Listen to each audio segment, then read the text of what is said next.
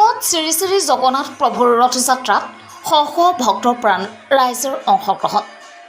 বিগত বৰ্ষৰ দৰে এইবাৰো ঢিঙত অতি উলহ মালহেৰে উদযাপন কৰা হয় শ্ৰী শ্ৰী জগন্নাথ প্ৰভুৰ ৰথযাত্ৰা।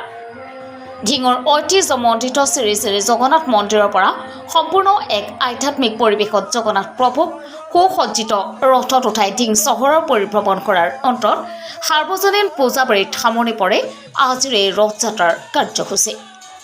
উল্লেখ্য যে জগন্নাথ প্ৰভুৰ এই ৰথযাত্ৰা কাৰ্যসূচীত ঢিঙৰ কেইবা শতাধিক ভক্তই অংশগ্ৰহণ কৰে।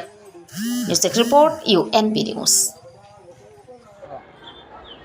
ঢিঙৰ ঐতিহ্যমণ্ডিত শ্ৰী শ্ৰী জগন্নাথ মন্দিৰত ধৰ্মীয় পৰম্পৰাগতভাৱে চলি অহা যি জগন্নাথ মহাপ্ৰভুৰ ৰথযাত্ৰা, এই ৰথযাত্ৰা আজি মহাপ্ৰভু মাহীয়েকৰ ঘৰ অৰ্থাৎ গুণ্ডিচা গৃহ, আমি ঢিং পূজাবাৰীত সেই গুণ্ডিচা গৃহভাগ নিৰ্মাণ কৰি লোৱা হৈছে।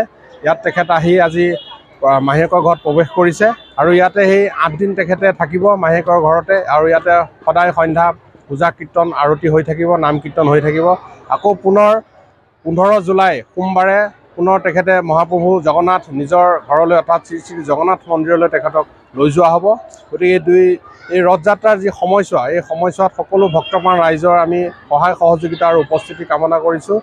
আজি ইতিমধ্যে হৈ গৈছে আৰু এই অহা যি আমাৰ ওলোটা ৰথ হ'ব 15 জুলাই, সেইদিনালৈ আমি সকলো ৰাইজৰ সহায় সহযোগিতা বিচাৰিছোঁ আৰু ইয়াত যি এইকেইদিন থাকিব, ইয়াত অনুষ্ঠান হৈ থাকিব, নাম কীৰ্তন পূজা পাৰ্বণ সকলোতে আমি ভক্তপ্ৰাণ ৰাইজৰ সহায় সহযোগিতা বিচাৰিছোঁ।